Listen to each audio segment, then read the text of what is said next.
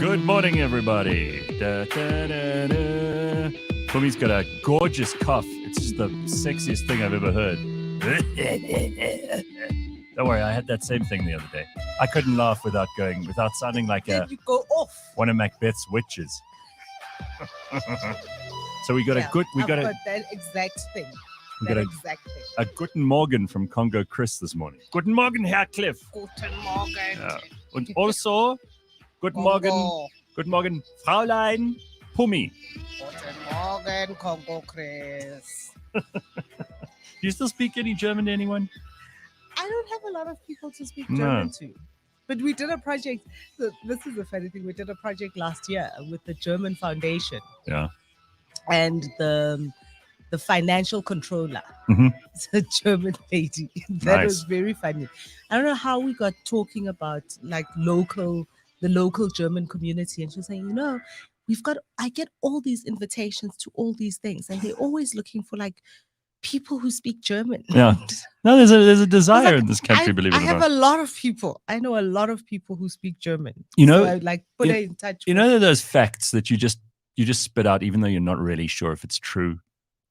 Someone told me about 10, 15 years ago, we have the second largest population of German speakers in the Southern Hemisphere in South Africa. In South Africa? Yeah. Not believe in it or Namibia? Not. No, more. More than Namibia? More here. They have the most of them, I think, are in Argentina. The ex-Nazis. That's what they went there for. God, I heard a story once about this old man who was buried up in the mountains. And they had this funeral for him. And as they lowered the coffin into the grave, everyone gave a Hitler salute. No ways. I mean, it's one of those, again. Yeah. No, in Argentina. In Argentina. It was one of those apocryphal stories, that you hear and your blood runs cold. But if that was true, I'm pretty sure Mossad and the Israelis would have found out about it. Somebody would have found out. Because they found out about old Dr. What was his name? No. What did it say? Klinkenhofen. But no, it's that Mengele. Josef Mengele, that son of a bitch. Anyway, let's not start our Thursday. Listen to that lovely cough. Start our Thursday morning talking about Nazis. We've got much better things to do. Oof. And they are it's a Thursday. Yeah, they're an unimportant threat from the past, which we must never forget, but that don't immediately threaten us in an already complex world. I know you want to get into serious shit about interest rates, and I know you've got some feedback for us on that, because like every other South African, we can go there just now. You've had to cut back because even though they've said no, we'll keep the rates where they are now. Remember this last meeting that last week MPC said they had. But I think a lot of people are cutting back on all kinds of things because, I know for a fact that my bank account's not looking very healthy at the moment. And I'm very careful about what I'm spending on. I haven't gone clothes shopping. Listen, I couldn't go and watch Barbie last week. I have to wait till the end of the month. I'm not doing movies. I'm being very judicious about going out and meeting people for suppers and things. Not because I'm schnorrer and I don't want to see people, but it's becoming, first of all, I've never been the sort of person who's worried about petrol, right? I was used to driving 40 to 50 Ks per trip into work in the morning and back. And I remember filling up my tank sometimes twice a week, and never thought about it. Now, I think like anybody, and listen, I'm not pleading poverty here, but at the same time, I'm not saying it's all hunky-dory. When you actually have to think about the cost of petrol, there's no more middle class in this country. Don't you think? And it's because last week we were talking about that 200,000 rand like bar bill or something. Well, and then you read stories like that and you want to kill somebody, right? Right. So it was a little bit, I think it was a little bit with the sigh of relief. Yeah. It seems that we're finally cresting that awful wave. Let's hope. Well, all we have to do is watch what the Fed does. We just have to see what the Americans do. What the Americans do, and we will surely follow. Well, since we're on this subject, are there certain things that you're not willing to compromise? Is there stuff that you will not stop buying, even if it like slowly adds to your debts? Listen, they can. What are you not going to give up? As they can have my manicures, right? They can have that. I cut that down. But you know what? Sodastream. That Sodastream refill. You need that. Oof, I need What that. does that cost though? Listen, it adds up, right? Because Yeah. it's about, for one of those cans is about 200 odd bucks. Yeah. Twice a month. And what do you adds make up. with your SodaStream? Have you got different ones that you make? You got the different flavors? So you've heard me complain about how much I hate how they've changed the taste of soda, right? Because of the sugar tax. Mm-hmm. So I found So you made your own one. You buy that. You buy that cola tonic stuff, and because look at how excited Phumi's getting about this. Tell us, share your knowledge. Go on. What do you got? That's the SodaStream ain't going nowhere. My wine, SodaStream. Oh, these are good things. So far it's all liquids. Yeah, and like. This sounds like, it doesn't sound like a thing, right? But when you walk into that Pick and Pay or that like Checkers and you see the price of a single liter of liquid fruit being 45 Rand. But it's also, I'm not letting go of that. No, you're allowed. Listen, I'll tell you something. There is no point in being so parsimonious that you don't actually enjoy your life, because you're not going to, let's say you hit it big and you end up making lots of money in the next 10 years, or it gets worse and worse. Are you not going to at least give yourself a pat on the back and say, I didn't live like I was in constant torment? Listen. You don't want that. We work hard and long days. Some of these creature comforts are. Yeah. Like, I mean, letting go of the manicure was a thing. But listen, barefoot blanche, that Drinko Pop, Baba. Drinko Pop in the SodaStream water. Woo! I love it. Is that what you're talking about? Is that your secret? Drinko Pop. And that's the Miranda thing. I remember when we were kids. We had one of those first generation SodaStreams with the little thumb button in the front. And my button still has that. Right, that one. And you had the gas cylinder at the back, and then it had those glass bottles that you would screw in, and then it had a line in it. So you knew how much of the flavor to add. Okay, it's taking me back here. Listen, Baba, that little thing of Drinko Pop is, you can still get away with it for like $20 or something. No. Whew. So Grace says, Gareth, please get Anthea Jeffries to talk about a new book, Countdown to Socialism. Yes. We're reading the book. We are reading it, Grace. So we are reading the book, and yes, we're going to get Anthea on. So don't worry. I mean, she's put a lot of time and effort into that book. It's one of those things. It's almost like a life's work kind of thing. Oof. So we've got to get her on, and we will. Happy Typhoon Day, says Nick from Taiwan. No work today, chilling and listening to the rain. Well, wow.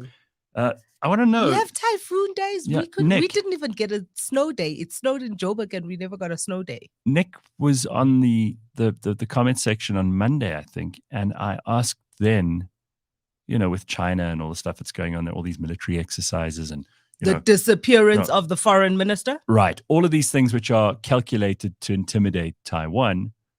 And I'm wondering if someone like Nick would want to stay in Taiwan if it becomes part of, the People's Republic of China. Is that something that he would want to stay in? Is it something you'd want to get out of? And where would you go? We spoke once with Canton about how clever Singapore has been. Listen, because they're welcoming people from Taiwan, saying, bring your business here. We want you. One of the last things I read about last night before going to bed was about, because they have a point system, kind of like the demerits they're talking about here for our licenses, but they have one across everything in China. And now that they've got big screens, when I was reading this, I think it was in the Wall Street Journal about the big screens that they like blast all the various people who have like their social points are low. Oh my God. So they blast their faces. So everyone can see them. Everybody can This is know. so dystopian. This social credit name system. And shame. I'll tell you what, that is probably one of the most horrifying things about the modern existence, is that there are countries now that are, and remember, parts of the Western world are warm to this. You hear people in America and Canada saying, oh, no, we don't mind if they give us social points. We don't mind if we're constantly on surveillance, facial recognition software. Everywhere you go, People can watch you, Big Brother's keeping an eye on you. I think that's terrifying. I also think it's terrifying, but the fact that it's like blasted on the big screens. Well, I mean, that's that clearly, is... I reckon that, if you lived in a proper constitutional democracy, which we pretend to be, and which America and Canada pretend to be, you could sue the government for doing that, because that's reputationally hugely damaging. No one will work with you. Yeah, like we supposedly have a Poppy Act here that's supposed to... Oh, please. Then how come they call us all the time from those debt relief numbers and the insurance companies? Yeah, I heard that that's Blue Label Telecoms that give out those. Yeah. Really? Yeah. I heard from someone the other day who's worked there that it's actually Blue Label that sells those things. Now, how can they do that within the strictures of the Poppy Act, if that's true? The same people who sold you like those 20 Rand ringtones. All right. Well, I have two things to update you on. I could not move my head properly for the last 4 or 5 days. So yesterday, Richard Haupt, sorry, I just want to say, Richard Haupt here says, personally saw that they post people who don't cross the road. Jesus. That's unbelievable. What? I personally saw that they post pictures of people who don't cross the road at the pedestrian crossings. That makes Australia look like a liberal place. We could do things. These governments who are trying to, clamp down on everybody for the dumbest reasons, it makes me very nervous. Anyway, let's just look at this. So I went to the chiropractor yesterday. Ooh. And I know lots of people say, oh, well, chiropractor is not a real doctor. This one is chiropractors are amazing. They're amazing. I went to this guy yesterday. My mother and father have both been to him, so he's near where they live.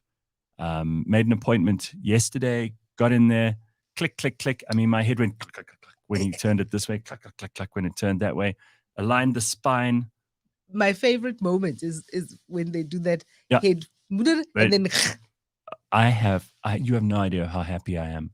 For the last 4 days, I've been in agony, and my shoulder felt like my whole arm was numb. It was so sore. And he told me it's the muscle that goes, the doctors who listen to us will know this. It's the muscle that goes from the bottom of the scapula, the shoulder blade, to at the base of the skull. So it kind of crosses over the deltoid, trapezius, and all of those. And it was solid, couldn't move. And he used needles. So that's what somebody said in here anyway, dry needling. There we go, gray. But also, they have that machine that goes, it almost feels like a belt sander that's put on your back. And without the sandpaper, obviously. And that felt amazing. And then I got up and I suddenly had a range of motion that I hadn't had for the last week and a half. So again, people who say, it's bullshit. You sleep like a baby last night? I did. Because that's so well. That's the other thing. Look, can't you tell I'm in a better mood for starters? Not like shouting and screaming. So I can't believe you lived with the pain for a week. You know what happens with guys? I think I'm not going to speak on behalf of all guys, but certainly this one. We always wait to see if it'll just get better on its own.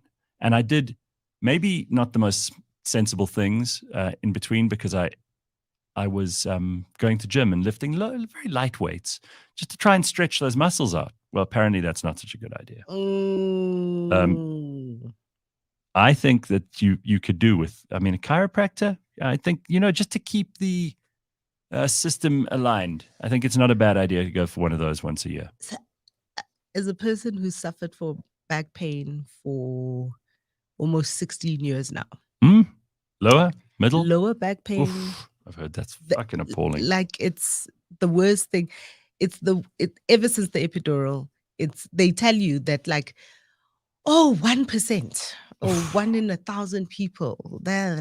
So I am that 1 in 1,000. So ever since I had the baby, my back. And that's years ago now. 16 years.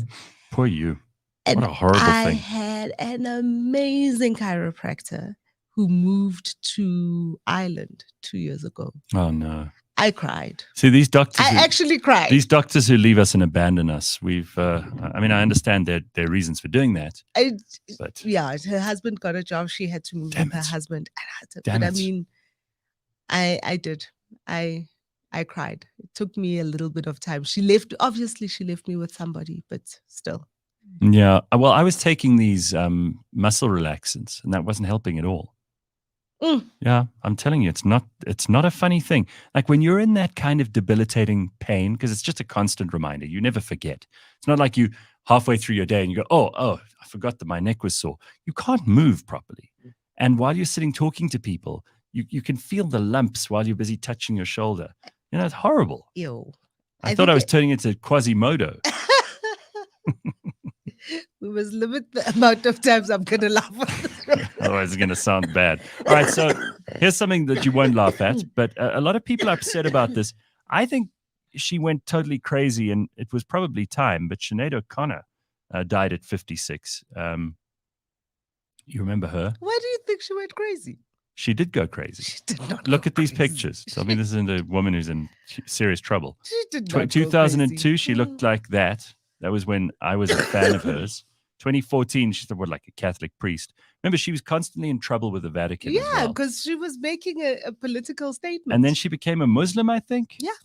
And she was a nutcase, man. Did you hear that horrible story about what she said in her last tweet? So apparently, in her final social media post, she tweeted a picture of her late son because one of her kids predeceased her. And she wrote, "Been living as undead night creature since. He was the love of my life, the lamp of my soul." So, I mean, that's a hell of a last. And then she goes after saying that. But she's survived by her 3 other children. So she had 4. Oh, wow. I did not know that about her. No, but come on. She was crazy. She was crazy. She was proper insane, that woman. Sinead O'Connor. Listen. And if it wasn't for Prince. She owned that Prince song. Yeah. No, I don't think she did. Prince did it better. I think Prince did it better. And nothing compares to Use, the song we're talking about. Sinead did it well, but it was Prince's song. I like the original artist. I like the person who wrote it doing it. I mean, Bob Dylan's no singer, but I prefer him singing his songs than anyone else. I mean, first of all, who else is going to go, "Everybody must get stoned," like he does, right? No one can do that like him. She was diagnosed with borderline split personality. Why only borderline? She was totally insane. And then Shani's pointing out Janie Allen died. Now, I saw that on Cantons. I don't know how many people in South Africa know who Janie Allen is now, but she was quite a big deal once. I remember I met her once, and I thought, this woman is insane. And I think we even had her on the show once. So it's Sinead O'Connor and Janie Allen, both crazy. Hopefully they're both in a better place. But she was interesting. She was a journalist, a columnist, writer, and broadcaster. Apparently, Dr. D, who we had on yesterday, was asked by the Sunday Times to counsel her for a while. Oh, really? Which is interesting. A friend of over 30 years, Herman Lateghan, confirmed to News 24 that 70-year-old Janie Allen had died in the U.S. on Tuesday night. She'd been living there for a long time. She moved to the U.S. after allegations that she had an affair with Eugene Terreblanche. Do you remember? Of the RVF beer. Of course we remember now, that. That's the only thing I do remember. That was a big, Sunday Times. It was one of those big Sunday Times.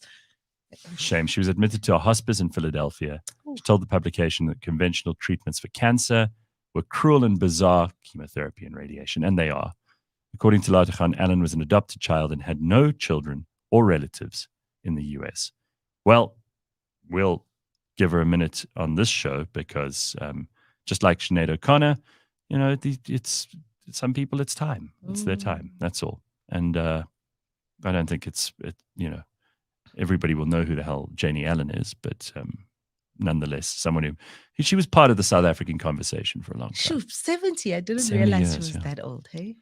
Because Sinead O'Connor was 56. Yeah. That's pretty young. She had bipolar disorder. Gee, don't be a dick.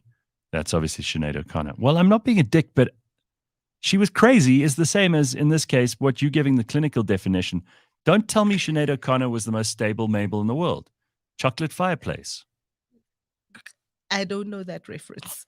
What do you think is going to happen with a chocolate fireplace? Just take that to its logical conclusion. All right. Today is not the day, Karen. Today is not the day. Sorry, Phumi. Stop this. That cough of yours is so sexy. You're going to be attracting all the octogenarians. By the way, oh, God. So I've been going on about Joe Biden being so old, okay? And I think he's turning 80 this year. And he is too old. He is too I'm old. sorry, he's too old. He doesn't know where he is half the time. He mumbles and mutters, falls asleep in meetings.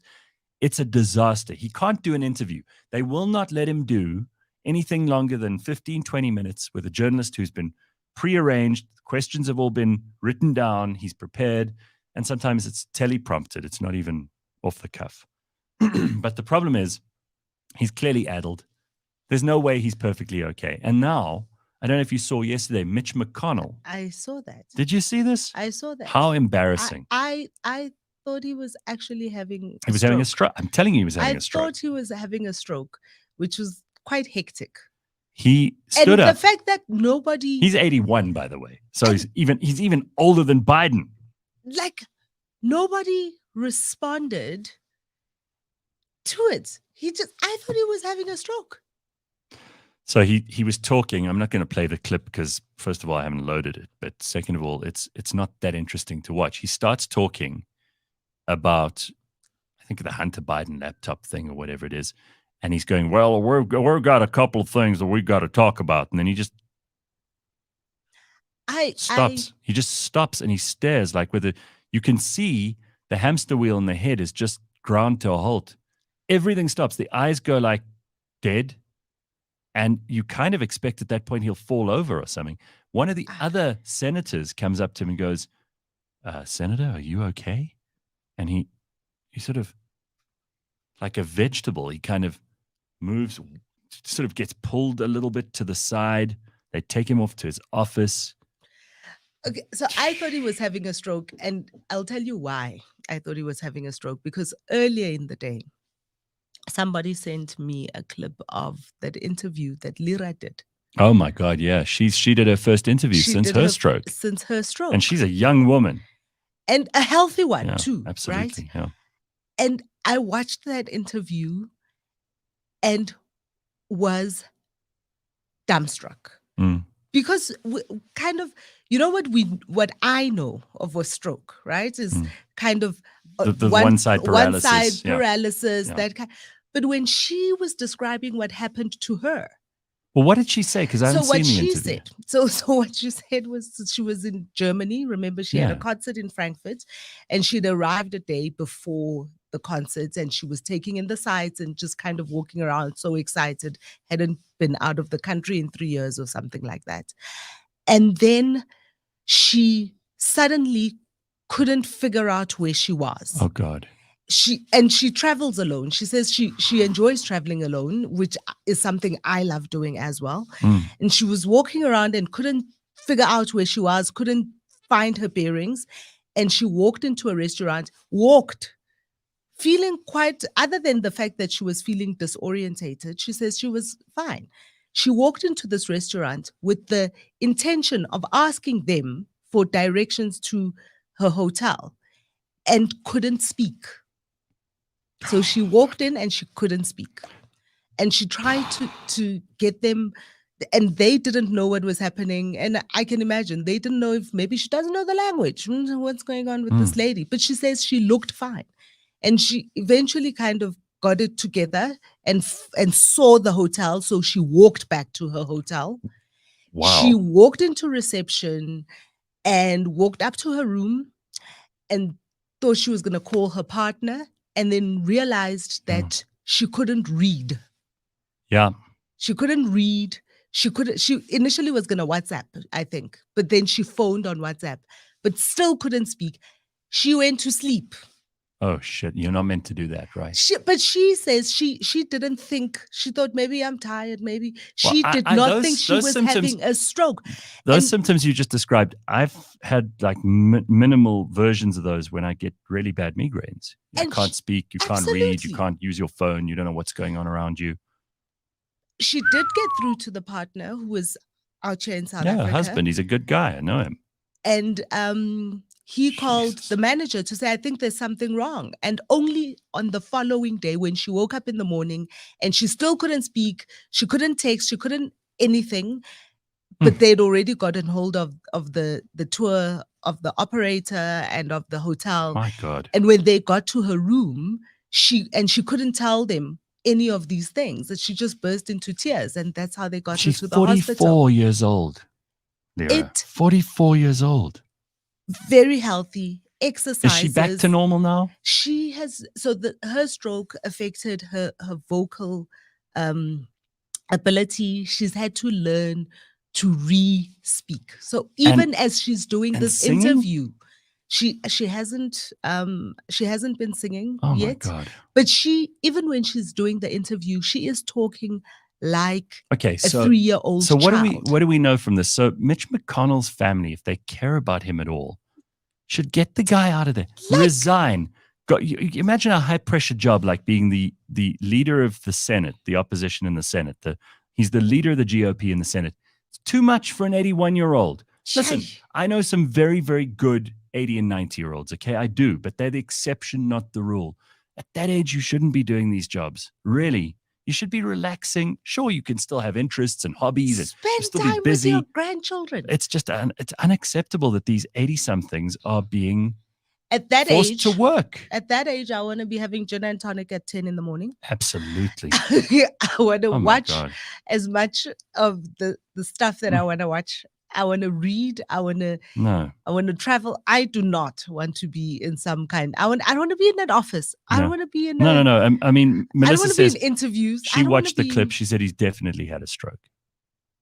Well, I mean, listen, I think all of y'all will be lucky if I'm 60 and still doing certain. Well, I mean, listen. So we did my dad's 70th birthday on Saturday. I saw that, which was lovely. And I made a lot of jokes about the nursing home and all his old friends, and I said they all looked like homeless people lining up at the soup kitchen in their overalls and their jackets and their scarves. Your dad's not that old. No, he's not. No, but I mean, I was teasing them because there was the most awesome food, by the way, like lamb on the spit, kind of really, really good food. But people line up, it's a buffet, which I hate. I'll always wait until everyone's finished, even if there's nothing left. I can't stand in a queue, not for food. It looks like a soup kitchen. So they all laughed at that. And my brother made a beautiful speech, and my sister-in-law made a beautiful speech, and my sister and boyfriend, and I said a couple of things, and my mom went up. So it was a long thing. Well, we kept it down to 2 minutes each. But I looked around and I thought, 70's not that old. It's not. Because I looked at some of his friends and they're in full flight. But you never know. Something like this could happen. And I don't think it's fair to be in a very high pressure government job, public front-facing job, when something like this can happen. The public I mean, you see Mitch McConnell, he's not there in that clip. And this just proves, by the way, that I'm not partisan, because I say horrible things about how Joe Biden is a senile old dotard, and he is. But the same is true of Mitch McConnell. Republican and Democrat, get rid of them. They must go and relax. Pasture. Go put out to pasture. People must retire. People must retire. Gareth, have people seen these clouds? Yeah, we talked about them yesterday on the show. They're quite we got fake actually. clouds in our studio, which makes it very exciting, don't you think? It's just, you can see a little bit of them if I put this camera on. There's a little bit of them sticking out over there. See that? They're hectic. There we go. Got a couple of them floating around here. You like them? I'm not sure. We just thought it would be quirky and interesting. You got to keep changing things. We also put a new carpet in here. Yeah, we just zhuzhing it up. That's it. That's all we do. So getting ready for the summer. One of the big stories, which I guarantee you will not get the press that it probably deserves. And I don't know whether people like this guy or they don't, and everybody has their own idea and opinion. But the court that was trying, the Southwark Crown Court in England, was trying 64-year-old Kevin Spacey on claims of sexual assault, remember, and indecency. He has been cleared of all charges. Now, you don't have to be a big Kevin Spacey fan to go, cool, because we all know that these stories of false allegations, and remember, they would have gone through the evidence there. They would have had witnesses. They would have had people's statements. There's lots that can happen here. I did not follow the story. No, neither did I. But I'm as pissed off when someone makes a false allegation as I am when someone is doing terrible things, because I think they're equivalent. And this guy's career and life has basically been on hold for 4 or 5 years, where nothing, and he had to go and he had to put up a defense. Yeah. So he's been cleared of all charges. The 4-week trial lasted in London. For claims of sexual assault. He's 64. It was also his birthday today. So he gets a birthday present, probably the best birthday present anyone could wish for. The allegations covered a period between 2004 and 2013, when Spacey served as an artistic director at the Old Vic Theatre in London. He pleaded not guilty to all of the charges. He thanked the jury after they cleared him following 12 hours, 26 minutes of deliberation across 3 days. So he's cleared of all of those counts of sexual assault and other sex offenses. So, a lot of people say, oh, well, Kevin Spacey, he just looks like a creepy guy. That's not enough to put someone in jail. And that's not enough to have them their whole life looking a particular way is not a reason. So, just like, for example, where we were all happy when Harvey Weinstein was sent to jail because I think people really understood that he'd been a creep for a long time and doing inappropriate things to all those Hollywood starlets for a very long time. You have to admit that people who make false allegations that can ruin lives, like these people who made these allegations against Kevin Spacey, I think there needs to be a punishment for that too. I think when someone is cleared by a court, a criminal court, which means beyond a reasonable doubt, of these kinds of things, the people who made those allegations, there must be some kind of they must carry the can in some way. They've got to pay his legal fees at very least. And they probably can't afford it, but somebody's got to pay. There's got to be a punishment for making either false or spurious allegations. I really just feel very strongly about this, not particularly because of Kevin Spacey, but because we all know stories of when sometimes it's not a man, but sometimes it's mostly a man. So they get these allegations thrown at them and their life is done.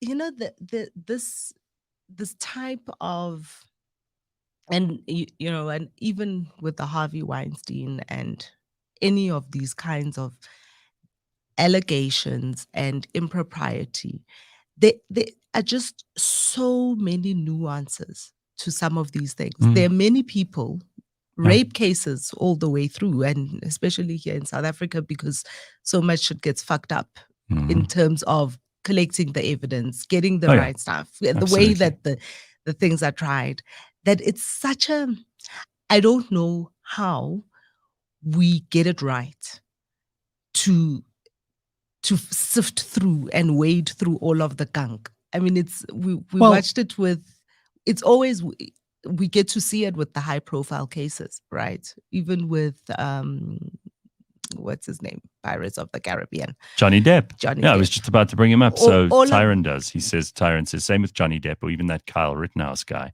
who was accused of killing someone in cold blood, just defending himself. But I think it's especially ugly when it's a sexual allegation. Because also for the last 4 or more years, everybody's going around saying, oh yeah, Kevin Spacey, that creep. But this is not earned or deserved. And I do think that there's also, just like the public climb on board and the media climb on board whenever an allegation like this is made, they should be forced to publish apologies. I mean, I'm annoyed by this. I don't even care that much about Kevin Spacey. He's not one of my favorite actors or any of that stuff. But I think that these kinds of things are so damning. Not even in The Usual Suspects. So damning. No, and I mean, not even.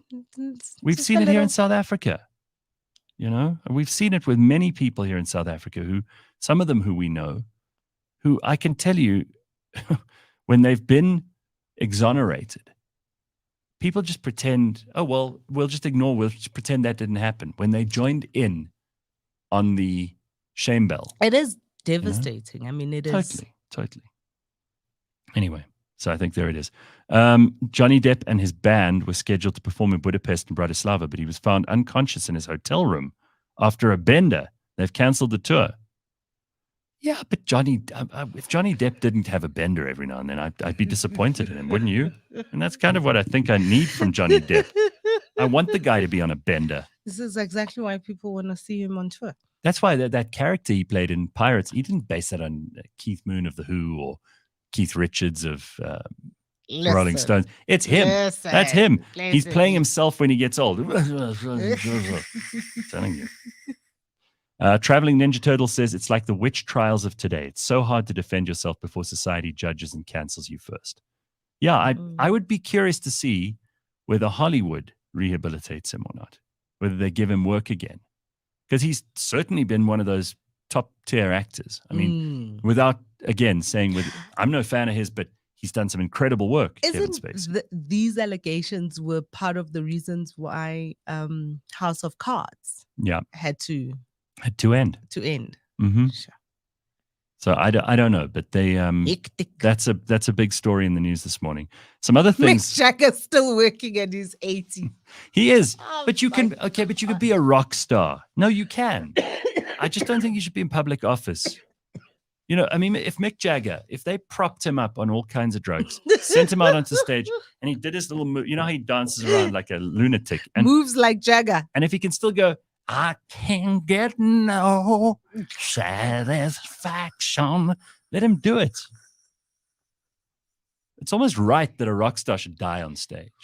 It's almost right. So let him go. Mick, do whatever you want, but not Mitch McConnell and Joe Biden. I'm sorry.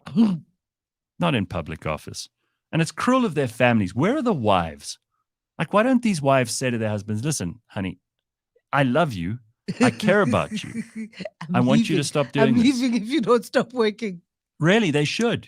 That's what a good wife would do. If I were married and my wife was really like a caring, kind, considerate person, and they saw I was out of my depth or I was beyond the pale or too old to do something, I would want them to like call me over and say, hey, listen, there's other stuff we could be doing. Maybe she wants him out of her house as well. Well, yeah, maybe. Who knows? Maybe she doesn't want him in the house either. Yeah. All right. So a couple of other things. Dr. Mark is going to join us in just a short while, which is always fun. And we're going to talk to him. This came up in yesterday's show, or it could even have been a Monday. We were talking about how you have to have a regular bowel movement. Don't look at me like that. This is important. Simpiwe brought it up. It was on Friday last week. She said, you have to do these things on a schedule. So we're going to find out from Dr. Mark what he meant when he said that. One of the most traumatic things about being a mom to a small person is that these things are expected of you. You are expected to watch people's bowel movements. Yeah. And take notes. I once took Kaneho to the doctor, and the doctor said to me, so how's his poo? He was already like potty trained or whatever, and I couldn't understand what this woman was saying to me. I couldn't. I was just like, he's potty trained. He goes to the loo by himself. Right. She was like, yeah, but you should check. Is it like one long? I was just like, man. A lady? Mothers have to love their kid, but there has to be a line somewhere, right? So I can't believe this is the conversation. This is what we're going to have. Oh, come on, Phumi. It's going to be fun. It's going to be exciting. People need to know this stuff. We're into bowel health. Your gut, eat your roughage. Your gut is tremendously important. If you don't have a good, healthy digestive system, you're in big trouble. So charges. Congo, Chris, that is a seriously terrible statement. What did he say? Gareth, please ask Dr. Mark why you weigh the same before and after you drop the kids off at the pool. No, I think that's a good question. Because if you've ever weighed yourself before and after, you think it's going to make a difference, and then it doesn't. You would think there's substantial stuff there. You should weigh at least. You should lose a kilogram. Aye, man. Come on, we'll talk to him. We'll just. You want to go to him now? Let's get Dr. Mark on the line. Lucky you, because he's right here. Hey, Dr. Mark, what's up? Well, you're not allowed to laugh. You're the one who's meant to be serious about this. Morning, guys. Morning. So, all right. Dr. Mark. Let's get straight into shitting. Simpiwe told us, because she was on the show on Friday, and she's like, oh, Dr. Mark spoke about this, how important it is for you to have regular bowel movements, and you should actually schedule it. It should be like meals. You do breakfast, lunch, supper. You should have a regular morning visit to the loo. Is that true? Is that what you said? Or evening? I don't know. Morning or evening? Who knows? Gareth, yes, actually, it is very important to have a bowel. I don't want to call it a bowel schedule, but to have regular bowel habits. Because the simple thing is, if something changes, we have something underlying. People think that the gut is something that is there for digestion. Well, you know what? I'm sorry to say, or I'm happy to inform, your gut is incredibly important, not only to absorb nutrients, but you know what? It breaks down toxins and medications so that you can excrete them in a safe way. And Gary, please be serious. I'm being serious. Carry on, Dr. Mark. Being very serious. And then, you know what?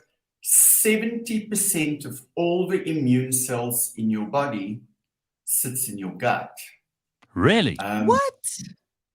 Yes, absolutely. Wow. This is the most comprehensive immune area in the body. All the cells in your body, all the immune cells in your body goes to the gut to mature, and then they go somewhere else, but most of your immune system sits in your gut. Is that because you have the most foreign material in contact with your cells in your gut, and that's a good place for the immune system to learn? Absolutely. And it's all about learning. If I make a new immune cell, the last thing that we want to do is for it to attack anything that he sees as foreign. So immune cells go to the gut, where they are exposed to various things, some of them good, some of them bad. And that's where it learns that not everything should be attacked. All right. Can we just, like, because I know people have got questions. I mean, there are some serious questions. It's amazing to me how, you know, we'll talk about hormones, we'll talk about aging, we'll talk about a whole lot of stuff with you, but we talk about taking a shit and people just, they light up like, you know, it becomes like a Christmas tree in the comment section. So should you be doing this once a day, once every 2 days? Should you be doing twice a day? Like, what's the healthy schedule here for your bowels? Very important. So normal bowel movement should happen once a day.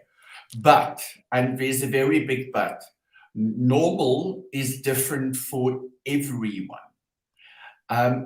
If you go maybe every second day and, you know, we look at the form and the consistency of your stool and it's normal, then maybe every second day for you is normal. When we go into the realm that, you know what, I go twice or 3 times a week, we start having a bit of problems. And there are people that go once a week or every 10 days. And, Jeez. you know, wow. Every 10 days, they must have terrible constipation, right? Seriously full of shit. Absolutely. And constipation for us is one of the more serious things that you can have, because that fecal matter becomes literally hard, impacted. And, you know what, just think about it. It's something soft and smooth, like soft serve, coming out of a small little hole. It's easy. Now try and do that with jagged edges of rock. Oh my hard God. glue, and you know, you create hemorrhoids, you create fissures, you can have fistulas, and you know that is a sign that underlying something is wrong. And very often, this is not only a physiological condition. This is sometimes, and more often than not, in women, a psychological condition. Moms telling their daughters, you know what, you shouldn't be going to the bathroom in public places, which no one really likes to do. And you know what, now they get a negative connotation to this. And what about you? So you mentioned consistency, but I'm curious also. Congo Chris asked, why is it if you weigh yourself before you go and take a dump and you weigh yourself afterwards, doesn't seem to have made that much difference? No, it wouldn't. You know what? Oh. What you excrete is fairly light. You know, it's refuge, and there's a lot of gas in that fecal matter. So very often you would get a floater. Have you ever had that? Where it just doesn't want to flush down. Should it be floating, or should it sink? Should it sink or float? That's another important question. Preferably sink, for various reasons. One of them is the smell. But preferably sink, because if it's floating, it contains a lot of excess gas. Okay. And what about kind of consistency, right? Should you worry about the consistency of your stools? Yes, absolutely. There's 7 types of stool. And it varies from not formed watery to, you know, but little pebbles like antelope will produce. Like goats. Wow. So there's 7 types of shit, and there's 7 deadly sins. I wonder if they're related. Yes, absolutely. So a good stool is somewhere between soft serve ice cream and something that's a little bit more solid without breaking apart. If your stool is on the watery side or a runny side, like baby poo, you know what, we start seeing red flags. If it's diarrhea, watery diarrhea, you know, it's even more of a red flag. And if it's basically water with little pieces of undigested food that comes out, you know what, there's an underlying condition, usually some kind of infection. I know this is thoroughly unpleasant to talk about, but this is actually one of the important ways that you can keep a check on yourself day to day, right? I mean, nobody's going for blood tests every day. People often have aches and pains and headaches and God knows whatever else. But this is one way to monitor your body. And you should just flush that thing down. You should take a look, because it might tell you something's wrong. What I would implore people to do is, you know what, after you've wiped, just check if there's any blood on the paper. And what do you do if there is? You go and consult a medical practitioner. Straight away. You know, usually this can be just small little tears that happen at the sphincter. But, you know, now we also need to classify and differentiate. If it's bright red blood and there's a lot of it, you know what, it's a fissure that tore open. The problem is that thing keeps getting infected the whole time. And if you wipe, you just spread bacteria into the wound. So it's really something that we need to have attended to, because that can form hemorrhoids because it's uncomfortable. And then it's also linked to underlying disease, something more sinister, like a Crohn's or an ulcerative colitis, or even cancer. And then it is something that you need to go and look for. Alan says, well, what about power bottoms? You know, like a gay power bottom. Like, is that something that you should be even more, you know, careful about? You should check that more regularly, or is that nonsense? So, yes, absolutely.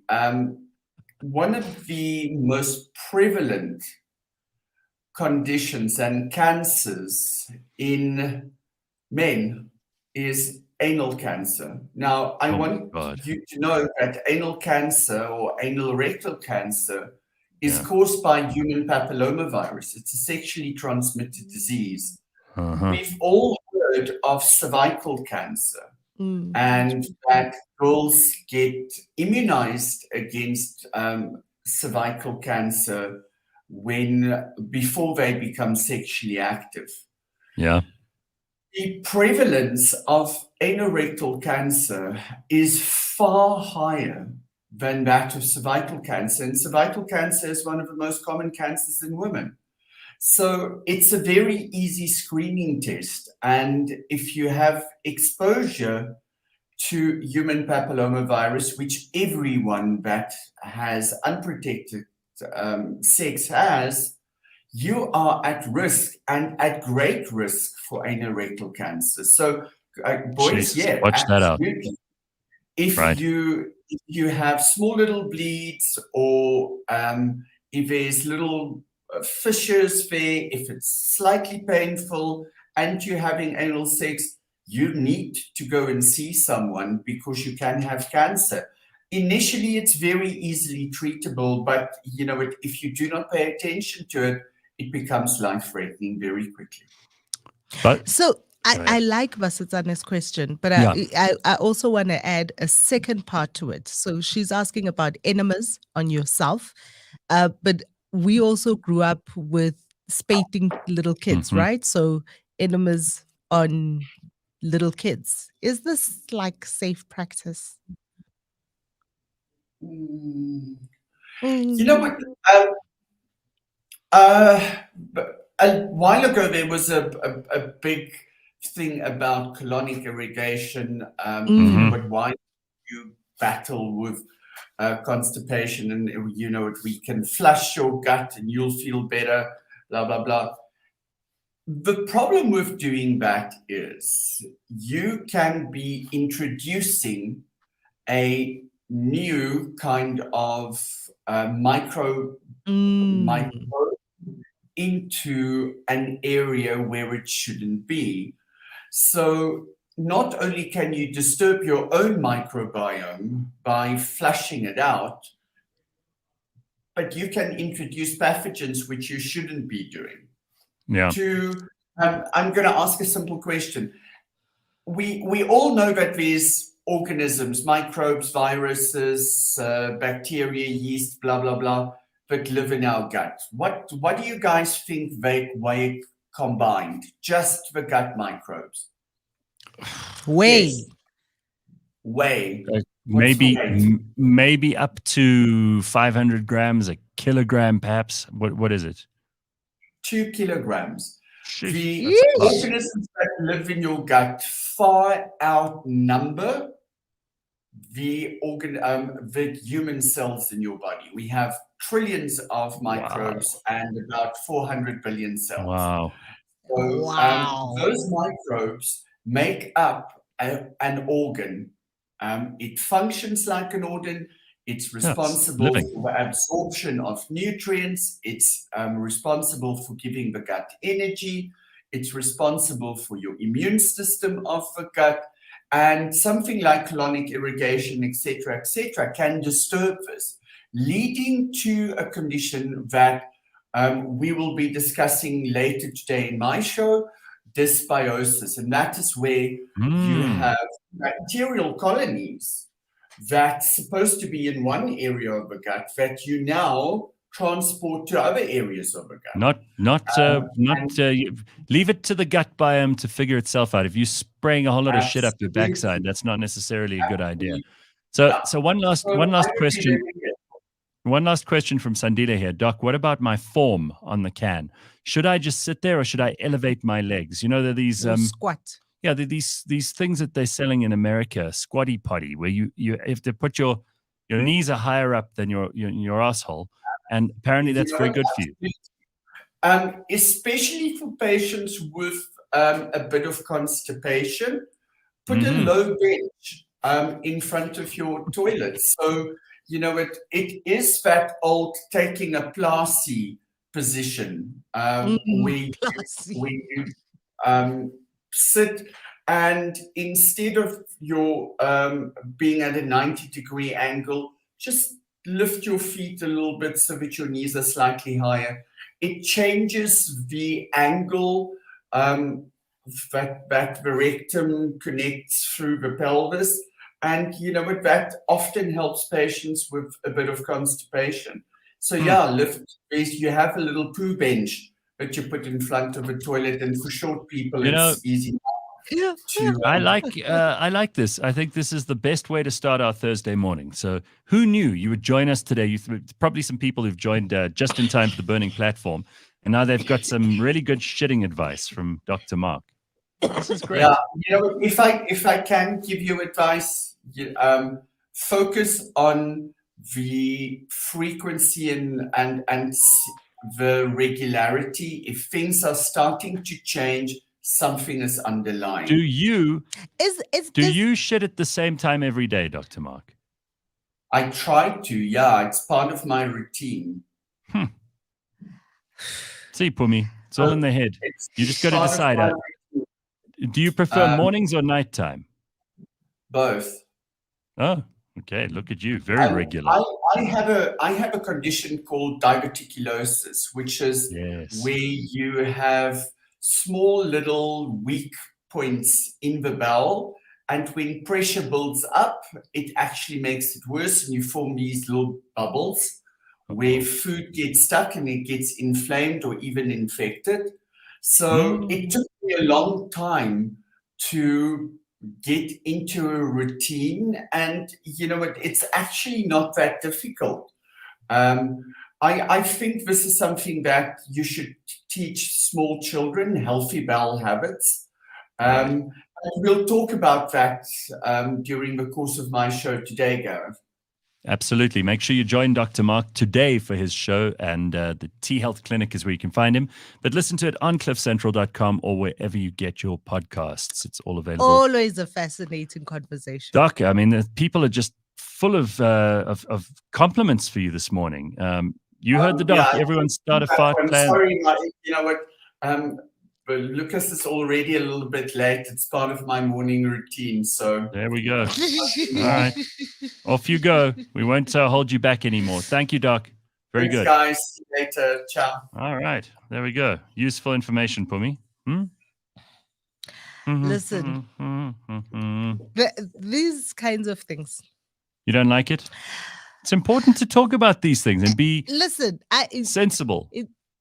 Before, this is the one of the most humbling things about being a mom, is these things become part of your conversation. Horrendous. Absolutely. Horrendous. No. Basitsana says, I really enjoy those bowel movements where you feel like you've lost weight.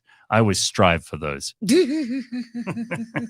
On that brilliant note, we're going to take a break. When we come back, it's the burning platform, what you've been waiting for all morning, and all the exciting stuff that we could talk about that's in the news. We've got some interesting people joining us. All of that on the way. Okay. This week on the Auto Trader podcast. Cruise control doesn't really do well with icy roads. Okay, I mean, there's other things to worry about when you're driving in colder weather. So one thing is your braking is obviously going to be impacted quite substantially, especially when the road gets extremely cold and starts getting icy. So just watch out for your braking then. Catch us every Monday at 9 a.m. on YouTube and on autotrader.co.za. I thought you told me it's over, baby. Gonna find you another lady. It's been weeks since you've been around. You keep on dragging me down and down. I'm right, beautiful, everything. You keep on dragging me downtown. I'm right, beautiful, everything. You keep on dragging me down and down. By the way, I never told you, there ain't no way I'm gonna fool you. You got me wrapped around your finger, and forever right there I'm gonna linger, baby. You got me tied up on a leash, walking up and down streets. I'm a good boy. Take me home and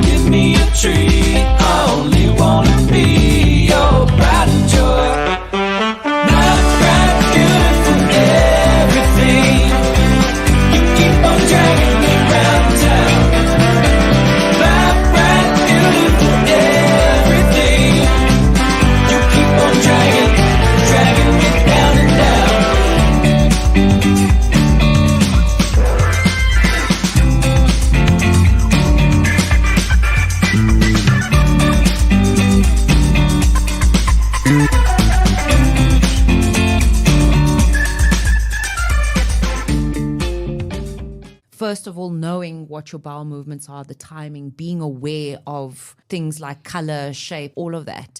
But if you actually... There is a stool scale. Yeah. We actually discussed that. 7 different types of stool, and you want a certain soft serve sausage type. Yeah. But going to your medical practitioner armed with this information, how long it's been going on for, what have been the symptoms, when have these symptoms arisen, the duration of the symptoms. Well, actually, it's gone on for 7 weeks. And in the last 4 weeks, I started having bloody stools and da-da-da-da-da. And that's when we start forming these Venn diagrams. Oh, okay, you need to go and see a gastroenterologist. The Tea Health Show, your medical lifestyle podcast. Brought to you by the Tea Clinic. Right, we are live. It is a Thursday morning on cliffcentral.com. We got Bakh'abantu in the studio joining us for the Burning Platform. We had to coax him into doing this, but he's decided he'll be part of it this morning. And we've also got a guest popping by a little bit later on who I'll tell you about in just a short moment. There's lots in the news that we need to talk about, including the car power ships. You heard about these? These Turkish ships that are coming? That are going to supposedly help us to figure out how to sort out our Eskom power issues. Yep, but we don't want them, right? Well, apparently it's just a big, environmentally destructive, dangerous. They park off the shore. These terrible people run the thing. It just sounds horrible. But come on, like, okay, the one I know about, right? The Turkish one is, I think it's parked off in Kabeja, PE. Oh, well, then who cares about that? Exactly. The beaches are full of like sewage. That's a good point. The beaches are full of sewage already, so we might as well park an obscenely stuff that's going to power the people. I don't think that's a problem. That's a net benefit, right? I think so. So he's climbing in. He's coming in hot. Bakh'abantu, look at this. Already lots of opinions floating around. I'm wondering why he had to be coaxed into this. Because he wasn't sure that he could hang. No, be honest. You were worried. First of all, you were terrified of Phumi because you know that she tears people to pieces on this show. Exactly. That's the first thing. Not. Like this show should be called Phumi's Burning Platform. She's the prime master. The poor woman from the ANC Youth League the other day is she's going to get back. I mean, not the ANC, the EFF. She's going to get back to the EFF meeting and she's going to be in such trouble. Speaking of the EFF. The list was put out yesterday. A very long list was put out yesterday. I think it's got about 400 names on it. These are the people who Julius says has not performed, right? These are the people who these are the people who did not procure buses to get their constituents to the celebration on Sunday. Because yesterday, 26th of July, 26th, was the EFF's actual 10th birthday.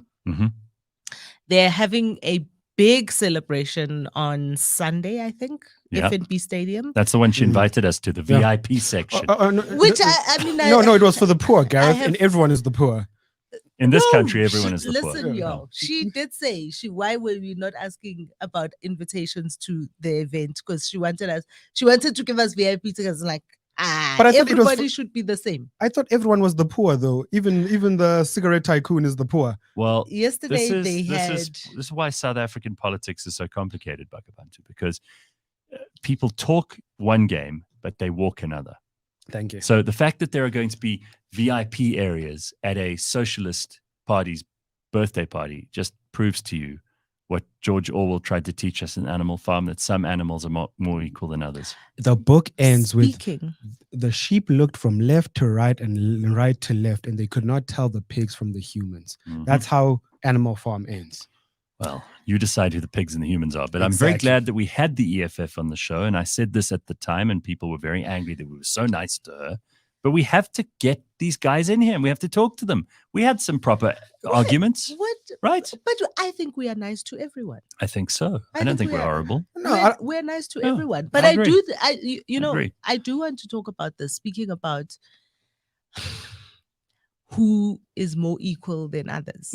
You know, this developing story now that the 8 VIP servicemen... I'm so glad you brought this up. People are so angry about this still. Rightly so. Have now appeared for their first appearance in court on Monday.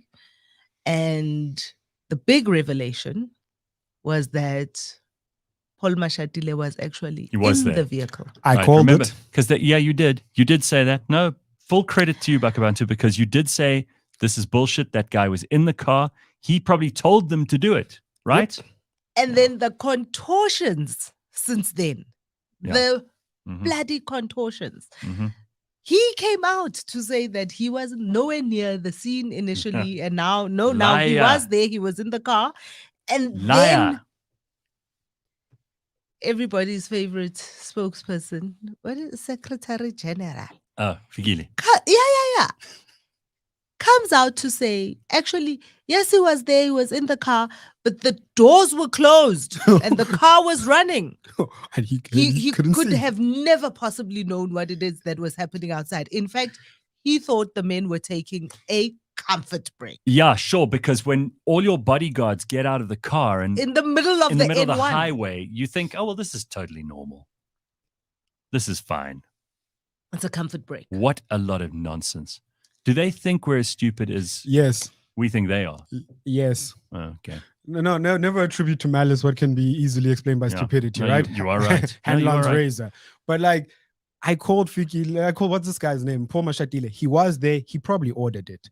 That was a hit because he runs it like a mafia boss. We've known this for a while. Him and Isma Khashoggi are old gangsters, including Titi Mabuza. They are literal gangsters. The gangsters. Okay, so here's the latest. Congo Chris says the blue light bullies have stated in their affidavits that they blame the media and the general public for their arrests. So it's not what they did. That's not a problem. It's that we are victimizing them. Yeah, no, we are holding them accountable, and we shouldn't because they are kings and they run the country. No, we should not be so mean. Why are we so mean? Huh? I mean, this is to me the most perfect example of when you know you're in a banana republic. Is when the goons, because these are goons, the goons get out of their car and they beat up two members of the public. Now, whatever those guys did, because they're also trying to say, oh, well, they were driving suspiciously or they were coming down. We were told that they had guns, whatever. It doesn't matter what they did. You need to be the smart one in this situation. If you're a VIP protection, you're trained and you're paid a ton of money. We spend close to R1 billion on just VIP protection services for these supposedly popular people in government in this country. We shouldn't be paying any of that. If they're so popular, they shouldn't need bodyguards. You know what's funny, Gareth, right? One of the things we always love about the South African government doesn't do everything right? But if you read a book by Mo Sheikh, and you also interviewed Mo Sheikh, right? Yeah, we had him in here. Yeah, Mo Sheikh, if you read his book, the intelligence is South African intelligence is pretty good. It's astoundingly good. Zuma tried to destroy it, and he didn't destroy it. He actually used it to a means to an end. That's how he infiltrated and knew everyone's numbers and whatnot. He used it to collect those small Anyana skeletons. To collect those small Anyana skeletons, and he built up a library. That's how he got everyone in that black book of his, where he can just call a number, and then And then the Guptas also had that black book. So we have great intelligence in South Africa. I don't know. I don't know if I agree with that. If we did have such great intelligence in South Africa, then we would have been able to foresee the July riots in 21 coming. I'm coming to that point. And something would have been done to mitigate. If we did have such good intelligence, we would definitely be fully aware of all the nefarious activity that happens in this country, whether it is the underground payment system that feeds money back into ISIS, which we've now got as a confirmed. Really? This is happening. Or it's great, the multitudes of foreign national warlords, gangsters, drug dealers, traffickers. This place is a haven for those people because no one's going after them, right? No, but I think it's all strategic, says Phumi. We do have that intelligence. So this is purely anecdotal. I can't mention who I got this from, but this is someone very high up. He's an uncle. See why we've got him in Burning Platform today. He's got sources. Yeah, it's an anecdotal thing. He says a week before the July riots, he's currently stationed in Durban. He says a week before the July riots, we were called in. He's like, Mchana, we were called into a meeting. We were there with South African intelligence. And then they were like, no, something is going to happen. We've been tracking calls. We've been tracking this. This is this movement. And we know this. But what they didn't expect is the amount and the casualties of that. They didn't expect the calamity of it all, but they knew it was going to happen. And Becky Cele purposely stepped away from it because it was all political, because he was on the other camp and the other camp was supposed to take the blame. So we did know. And then in terms of the ISIS and whatnot, again, Mo Sheikh's book breaks it down that Zuma gave. So when Mo Sheikh was running intelligence, he was at the top. So he had the final call. He had the red, like the red phone to call Jacob Zuma or the president at the time and say, this is happening. President gets a daily intelligence briefing. So Mo Sheikh I don't know if directly. Cyril does. Cyril probably sleeps late. So Mo Sheikh had a direct Cyril line to the goes for president. early morning walks, he doesn't sleep late.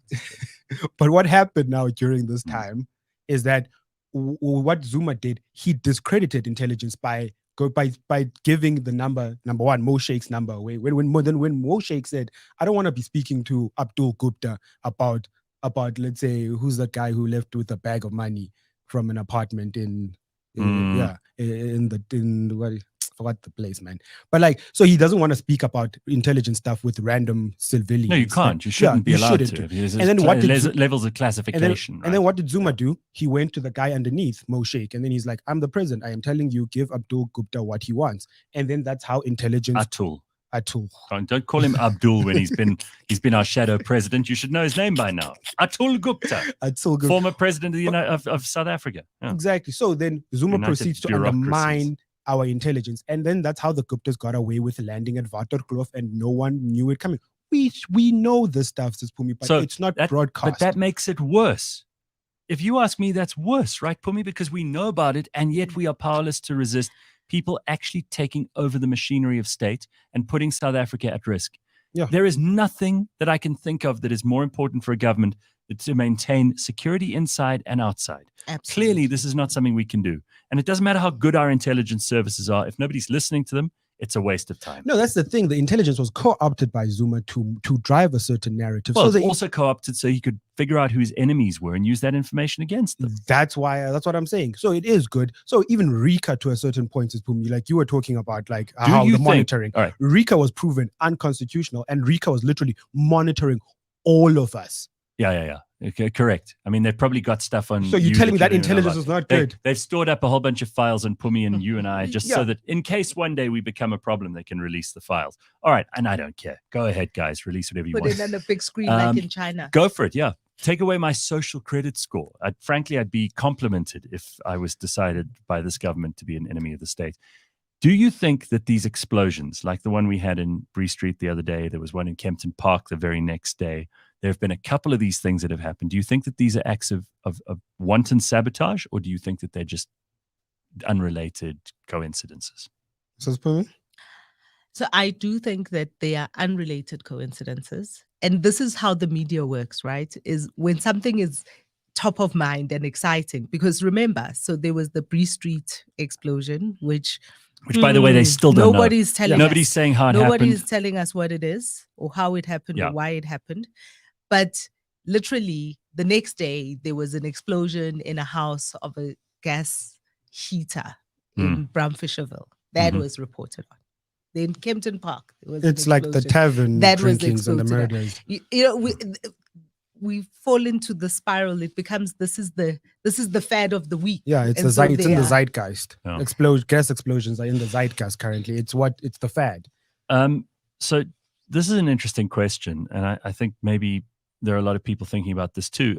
Those weren't riots, says Congo Chris. Those riots of was it last year? Yeah, before 2021. 2021. Were state-protected acts of violence as an act of intimidation by a former president. I think that's clear, but no one's gone to jail as far as I can tell. No one's gone to jail, but even though intelligence and Jacob Zuma at the moment is in Russia, as I understand it. Is this correct? Yes. Our former president. But for medical treatment, Gareth. You need to classify for medical treatment, because, of course, despite the Jacob Zuma despite the NHI being like the best thing ever, and we're assured that the NHI is a real winner. Yeah. But that must be put aside because our former president needs Russian medical care. Of course, it couldn't have anything to do with the fact that those are still his best friends in the world. Exactly. And that's also where former deputy president Didi Mabuza used to go. And then says Phumi speculated that it was a poisoning because Russia are poison specialists. I remember that episode. Exactly right. So I don't know how much of this we should take seriously and how much we shouldn't, but it worries me. It's interesting that the former president is in Russia at the exact same time as there is a Russia-Africa summit happening in Moscow. Exactly. He's there to broker something. Yes. Oh, he's there to sell something. or just- probably. We'll you sell say- more. You of say Africa. broker or just break? No, he's there to sell more of Africa. So, like before Zuma was deposed, right? One of the things that he was about to do, he was about to sell a huge chunk of KZN to China. So now the way it was advertised by the ANC government, China's going to bring a brick factory to South Africa. We were jobs told and this is whatnot. the foreign direct investment. Yeah. But when you read the document, China was like, we're going to bring Chinese labor. They're going to build a little China in Durban, and the currency will be whatever the currency is in the yen, and it will all go outside of China. We were literally just making this fact. We just need land. That's all we need. And Zuma was like, okay. And then that's how they got him out, because he was going to sell his people. But again, Zuma was so great. But this is not like a bashing on Zuma and whatnot. But what I want to say to the explosions, I think it's a bit of both, Sis Phumi. I think it is coincidence. And I think it is, though, there is a correlation. But there's, all right, what's the saying? Causation does not equal correlation. Correlation does not equal causation. Somewhere there. But the explosions can be attributed to one thing. They're not all related, but the underlying factor or the common denominator is that they are all due to some kind of negligence. All right. Someone is sleeping at the wheel.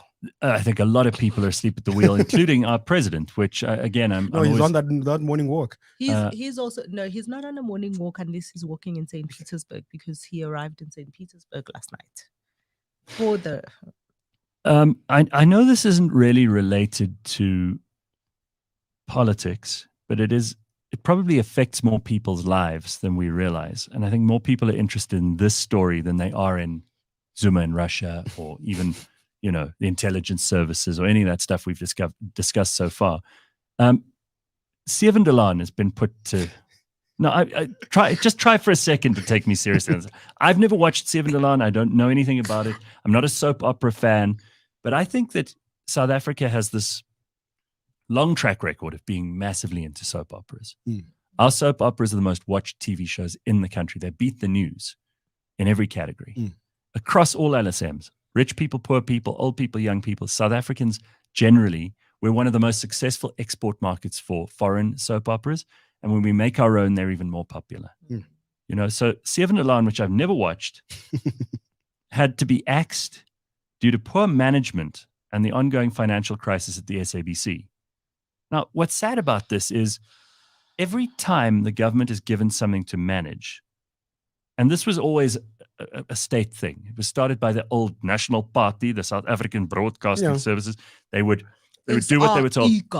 SAIK, they would do what they were told. They would broadcast propaganda.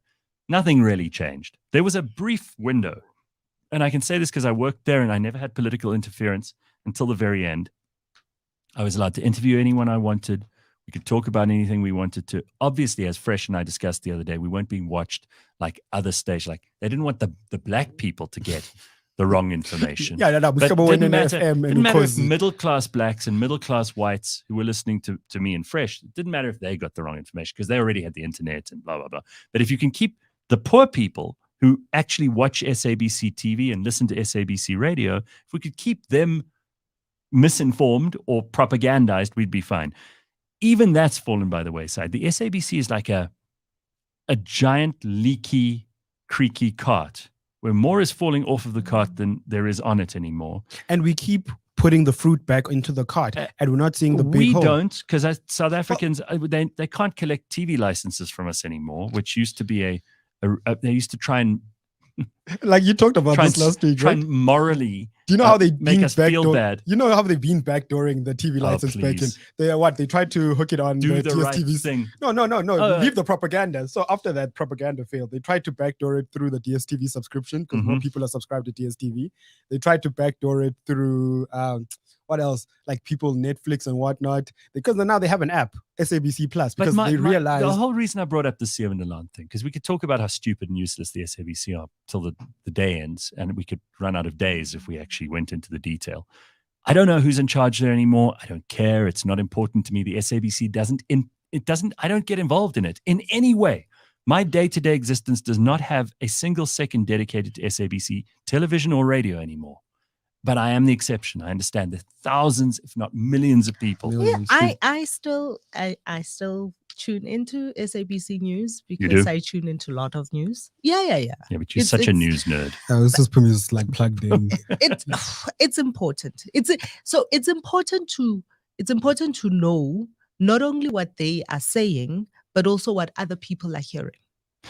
Fair enough. But if you take away one of the few things that South Africans love because it's been mismanaged, I mean, a soap opera is such an easy way for them to make money because the numbers of viewers are huge during those things. This may have been in Afrikaans. It had millions of viewers and they've canned it because they couldn't manage it properly. Of all the things that Claudi did wrong, one of the worst things was 9010. Was actually selling SABC's back catalogue to MultiChoice. Yeah, they did. And I mean, if I were a minister, one of the things that I think I would advocate for very strongly is to remove SABC from the DSTV bouquet. Because SABC, part of the reason why SABC is in such financial ruin is because they can no longer charge as much as they used to for advertising because DSTV carries all that advertising. Right. And for media planners, it is just much easier to purchase media that can be disintermediated over a DSTV set of bouquets of channels, and they don't have a lot of advertising now either. Also, right? what do people in the entertainment or media business in this country have to look forward to as far as opportunities go? I mean, we're a small business here. We can employ a very small handful of people. We can create opportunities for as many as we possibly can, but it's by no means as big as the opportunity that could exist for somebody who wanted to go and work when the SABC was still hiring people and training people and all of that stuff. It's not happening anymore. We're actually losing talent. I would even go so far as to say that Bophuthatswana did more during apartheid for media in this country than the SABC has done post-94 for that. Well, Radio Bob for sure. Radio Bob, no. Bob TV. Listen, that was an incredible, and it was because Mangope had some idea of what he wanted to achieve there. So many talented people came out of that system. Some of them are still working in media today. They are sometimes the most important people in the media business today. And I think, the SABC should be ashamed of itself. It's a shameful situation. And we're paying for it, which makes me even more angry. So now to make it political, right? Go on. So with the SABC, the mismanagement of the SABC, like ruining stuff, right? Number one, what they did is the 90-10 rule. Soap operas, very big in South Africa. What did they do? They eliminated Bold and the Beautiful. They eliminated Days of Our Lives.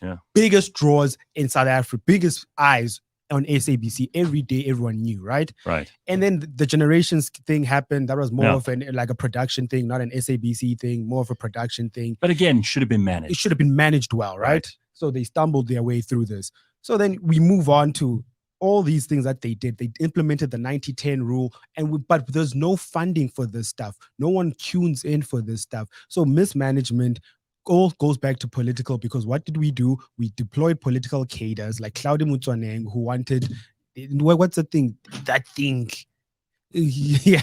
That thing which you could never define. Which you can never define, but he ruined it. All right. Well, we have a guest in the studio with us this morning. Let me quickly introduce him. Thank you very much for coming in this morning. Blessing is a very, very interesting man. He is Blessing's Ramoba. He's a political activist, accomplished engineer. He's got a wealth of experience in the mining industry, which is obviously a huge part of our economy in this country. And he currently holds a position of president and chief executive officer of the Mining Forum of South Africa. So you're a busy man. You have a lot going on every day. Nice to see you, and thank you for coming. Thank you very much and for inviting me. And good morning to you and to your listeners. Blessings, tell me quickly, what is the state of mining in this country? Because we hear lots of people saying, oh, it's tougher than ever. The margins are so thin. Mining companies are not making the kind of money that they used to make, which is unbelievable because some of them are making an absolute killing at the moment. Also because the commodity prices have stabilized and in some instances have actually become much better than they were a couple of years ago. Yeah, what is the state of mining? If someone said to you, how are we doing? Because mining is such an important pillar of our economy. What would you say? Yeah, so thank you very much again for inviting me. Sure. A lot of people will think that the mining industry is a dying industry, but according to how I believe it, I think that is still rising. But although if you can look at the statistics in terms of the production and the contribution in terms of the economy and the GDP, it's huge. That itself is huge, but it has it has decreased in terms of if you compare it from previous years, and looking at what it is the state of mining sector currently. We have got challenges in the mining sector in terms of well, we hear them talking about beneficiation. Yes, policy is in the center of everything. So you find out that the investors or the mining bosses are not happy with the regulation. The introduction of the mining charter is what actually causes a lot of I would say that headache in the industry, because of the Department of Mineral Resources will speak about transformation in the mining sector in terms of mining charter introduction, which speaks to 26% in terms of ownership of the mines and all of that. But the industry itself is not keen to actually transform in terms of increasing that, and although also in terms of reaching that 26%. There are those mining companies that have made the improvement in terms of making sure that the ownership is 26%, but there are those that are still reluctant in terms of complying with the law. So who's making the most money here? Who's really doing well out of mining at the moment? The mining bosses, the people who have ownership, the government? How does it all work? Who's making the cash? Because there's definitely a lot of gold and platinum. The mining companies are making the cash. Right. If you look at there are a lot of issues in the mining sector, regulatory issues, in terms of monitoring. We have got a lot of tax illicit outflows in the country, right? Currently, if you let's look at the contribution to the economy in terms of currently how much percent the mining sector contributes. It's about 7.5 of GDP. In the past years, 10 years back or something like that, like 20. We used to talk about 12%, even more. Back in the day, yeah. I mean, it was like double digits for sure. And also you look at, contribution in terms of employment in the country. Now we are sitting about 500,000 in terms of the numbers, people which are absorbed by the industry. It used to be about 1 million people. So it will tell you that things are not actually well. But let's look at the profit, right? Profit, and you look at the production itself. It's not actually increasing. Yes, in other commodities is decreasing. In other commodities is increasing. But you look at the tax illicit outflows that which mining companies they declare less than what they are producing. So for me, itself is stealing from the country. You are actually stealing directly from the economy, which now affects in terms of. Well, then it's two kinds of stealing, because the stealing that's happening that you're talking about, illicit outflow, that's a problem, clearly. Yeah. But then the tax they do take in is stolen as well. Yes, again, it's stolen on the other side. So double dipping. Is it not? It's double dipping. Yeah, that's what that is. We've spoken a little bit about mining and how it's evolved around the world. Is this not also a function of the fact that South Africa has not kept up with the evolution of not just the mining sector, but also, we spoke about beneficiation just now, but also lengthening the value chain of what mining can be to South Africa, where we're still simply sitting in the primary part of the value chain? Correct. Is it not that we as a country, not just in policy, but also just in terms of having the workforce, having the thought processes, and the technological developments, be able to actually have more areas in which we participate, where we're still just mining and sending all of the mineral If overseas. we monitor properly in terms of regulatory and compliance, we can take the GDP to 20% and plus, all right? You talk about beneficiation. Most of our minerals that which we are mining, as raw as they are, we are transporting them outside. Yeah, we are shipping them process. outside to create jobs elsewhere, right? Which that is the, if we introduce, you know, the government have got good policies, but the implementation is flawed, or I can say, you know, it's lacking. In terms of, it speaks, you know, the NDP speaks to beneficiation and mining 2030. This speaks about beneficiation, you know, introduction of all of these things, which are nice to when you hear them. But I just want to say, you talk about the NDP. We did speak earlier that we're having this conversation about the socialism, because that's important for people who don't know. NDP is a National Development Plan, which is a policy of the ANC, which speaks to their future in terms of governing the country. Now, when you look at that, it's not only in terms of employment. If you introduce a beneficiation, indirectly you're also creating more jobs, and which we are not doing that. But isn't it also beneficiation? It's fine to I don't think anyone in the country would be upset or offended by the fact that the mine workers, the people of those areas, should benefit from the mines, which are a source of wealth for this country. Correct. But it doesn't go to those people. I mean, I don't think like a poor miner in Rustenburg is necessarily scoring on any kind of beneficiation. That's just a fancy word for spreading the wealth around. And all that happens, that wealth goes to politicians who are well connected. Yeah. Hence it's not beneficiation, that's stealing. Which is also, I mean, one of the first things that you talk about when you talk about the mining charter. Even for you, the emphasis is always on the ownership, whereas the charter actually has quite a number of different areas in which it focuses. Correct. But everybody is so focused on getting a piece of the ownership of these mines because they are more interested in their own personal. Correct. No, I just wanted to speak on the mining charter. You did mention the mining charter, sir, right? So you said this 23%. Can you just explain 26%? Can you explain what that is to the people? Yeah, so basically it's divided into communities, shareholding, and then the employees, the mine workers, I can say, and also entrepreneurs, right? Entrepreneurs. So who are these people? So these are the entrepreneurs. Of course, the people. it's politicians. Yeah. Have you ever seen that?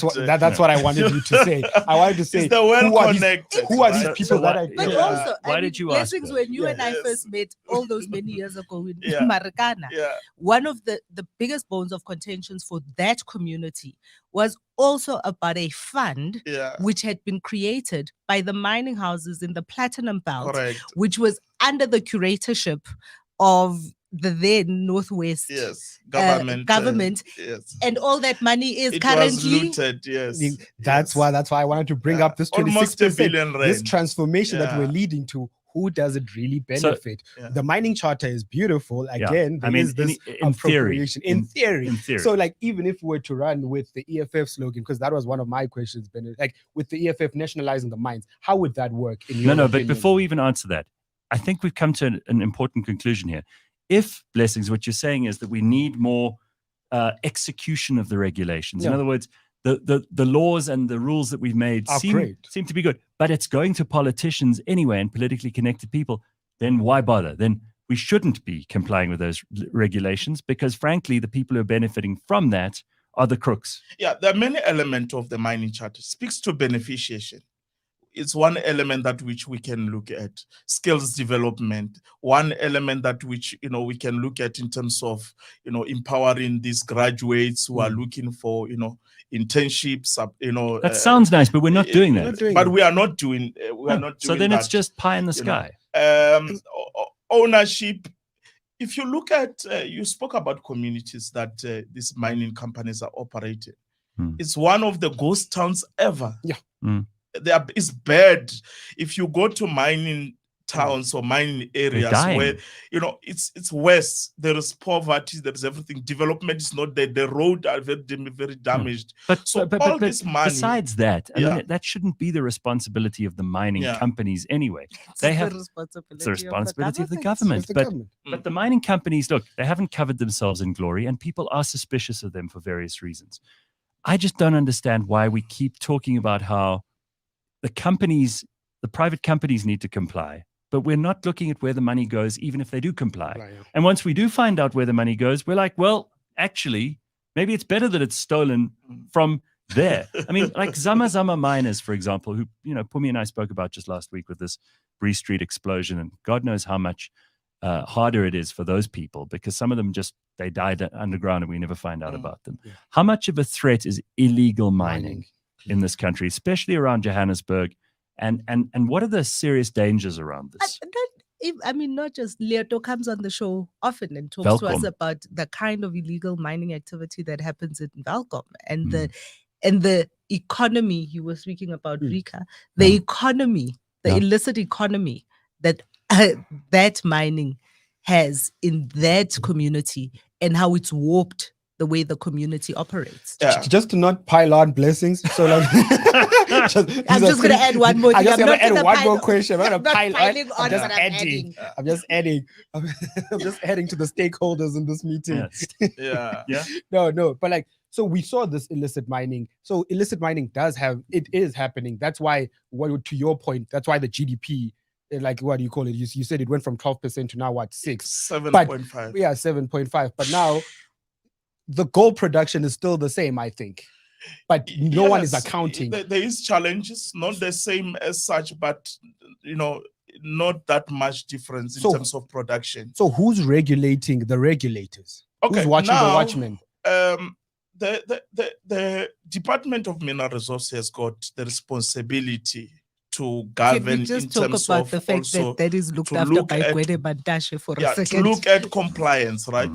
I can tell you that we've got regions in each and every province. We've got what you call the Department of Mineral Resource offices, and those people are empowered to make sure that they go into these mining companies and visit them every day and make sure that in terms of compliance, you know, whether it's safety, whether it's anything that has to do with the mine, you know, in terms of, you know, you spoke about the issue of the illicit outflows when coming to illegal mining, right? We are losing about 20 billion rand in terms of taxes, and also looking at sales. You're looking at so the money is that which is supposed to actually not in the book. Not in the book, just under the table. Yeah, just that's when coming to taxes, right? That 20 billion rand is supposed to add it into, you know, the GDP. That itself is not happening.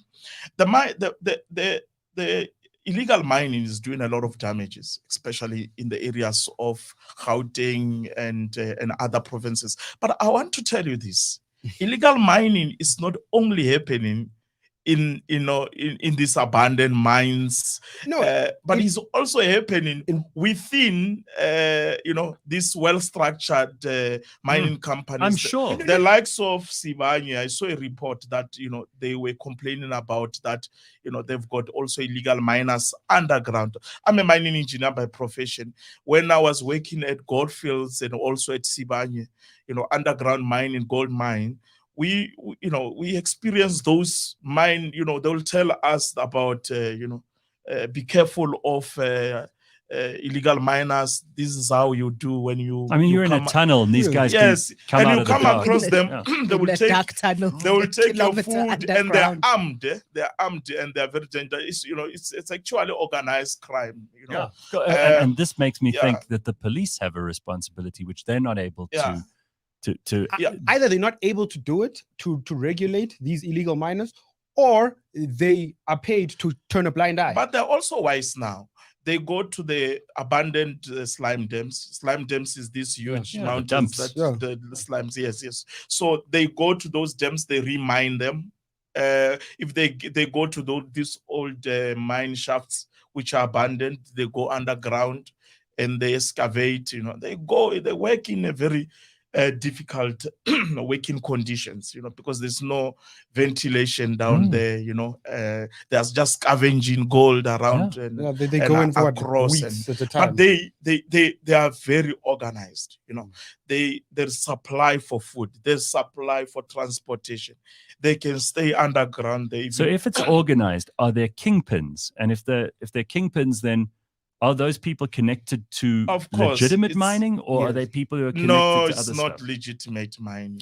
But there must be a way in which they connect back into the legal part of the business, because once you have mined the gold, you can't just how does it leave the once country? you have refined it, you have to get it back into gold mafia documentary. Right. It's a guide to everything, to what's happening. But this is the point: is that it leaks back into the system. Yeah, somehow it goes back into making sure that money is washed properly. Absolutely. And, back to So who's But what we are regulating talking about is we're actually also talking about a systemic failure of both the private and the public sector here, because all of the security systems that mining companies have in place, they are unable to safeguard their own material. The fact that they do leave their mines unguarded, even when they are no longer mining in those areas. DRD down just towards Krugersdorp. I was in that area on Monday. Yeah. The fact that they leave it, they just abandon it, and those shafts are still available to be mined. And don't forget the fact that the people who go under there to do that mining are former employees of these mining companies. So we the have got a government is challenge. failing in that they are not doing enough in terms of policing. Bakh'abantu, you talk about the fact that they're either being paid to turn a blind eye, or they are not there to begin with. This is what you're talking about. It's a systemic failure on both sides. And the truth of the matter is that it's a very lucrative failure for both sides. So isn't it convenient that they are turning a blind eye? I don't know. But like, just to shift the topic here, like De Beers, right? De Beers, after 10 years, they found, they started producing diamonds. Like, do you know anything about that? Can you explain that to us? In terms of like De Beers, when they found, how did they find diamonds in the Venetia mine? They have been mining, diamond for a very long time. Yeah. So, in terms of the what you call the diamond production is doing well. Yeah. Commodities across, gold is doing well. Look also at coal is doing well. Yeah. But by the way, South Africa, we speak about other commodities. PGMs are doing very well. We have got the PGMs that are doing well, which we have got the largest reserves in the world, right? In terms of vanadium, the PGMs, the chrome, and others. We have got the largest. I was reading this other document from the Mineral Council about what we have in terms of what you call the reserves in the country in terms of the amount itself. It's estimated about $2.5 trillion. In terms of what is still there underground, all right? We have got a lot of potential in the country in terms of making use of our minerals to change the status quo of our people, taking them out of poverty. But the question is, are we doing that? We are not doing that. We are speaking about the illegal mining. Illegal mining in terms of the solution and what to do is to legalize it, because it's illegal, and tax it, and tax it, right? Yeah. And now you look at these mining areas where these illegal miners are going. For example, these abandoned mines is those mines which were never rehabilitated. One of the regulation about the mining charter, it speaks to rehabilitation. When you are done with mining, what do you do to the environment? You close that place, you plant trees, you make it the way you found it, right? So they are not doing exactly that, right? Where, for example, a mining company can hand it to small scale miners, give them licensing, and therefore, you also educate them in terms of where to sell those how to trade those those minerals. You formalize the industry, and now as much as we are saying that as Black people we want 26%, of ownership through the beneficiation and the mining sector and all of that. But we need to start somewhere, okay? In terms of the learning how. The learning how is very, very important. We need through this small scale licensing, we are able to learn through. And frankly, if we did the small scale licensing, there are many more opportunities that be created for small businesses, small mining outfits that people, for example, could take the silt in the silt dams that you were talking about. They could specialize in that, and they could end up drawing a whole lot more value out of mines that have already been processed. There's still gold in there. I had a question. Why do we still have mine dumps? Aren't the mining companies they are being reduced to speak? They're very, very much, very many fewer, if that's even correct language. That doesn't sound right. There are less mine dumps around Johannesburg compared to before. Yeah, because now they have been given to some of these mining companies, old mining companies. They are selling those to other mining companies. If you go to Randfontein, for example, I saw one slime dam about 7 years ago. Now it's no more because they are reprocessing. Even as you drive down the N1, so they are actually reprocessing that with the new technology, beneficiation, so they're extracting gold out of it. So that itself also can be a mechanism to actually give the small scale miners this. I want to know what we are doing right, Blessings. We've spent a lot of time talking about all of the things that we're getting wrong. Yeah. What is there anything that is being gotten right in the sector? Quite few. Okay. Reason being is because of the Department of Mineral Resource is in the center of everything. You see, if we get compliance and regulation right in terms of monitoring and evaluation, making sure that these mining companies, we force them to comply. That itself is not happening. The communities, let's start where the mining is happening. These mining communities are individuals that which they take the first punch when coming to environmental issues in those mining areas, the poverty that which the trucks are passing every day, the dust and everything.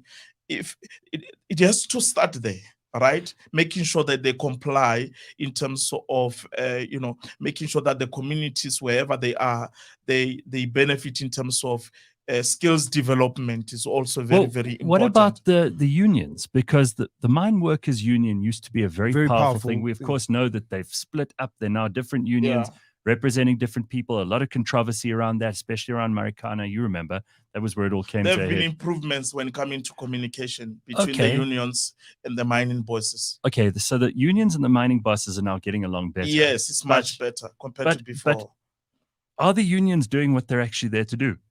I mean, these union members are paying fees to the mining unions. The mining unions have become massive investment houses. Political They've become political as well. They're highly politicized. They've got people in the upper echelons who are also highly politicized. I don't know that there's as much value for a mine worker now as there was in the 90s or in the 80s even. I agree. And there were tremendously powerful organizations that could do things for workers' rights. It's become just another greedy extension of corporate capitalism. I'm afraid, and I can't believe I'm saying that as someone who doesn't. I don't particularly like unions. Some of them now they own shares.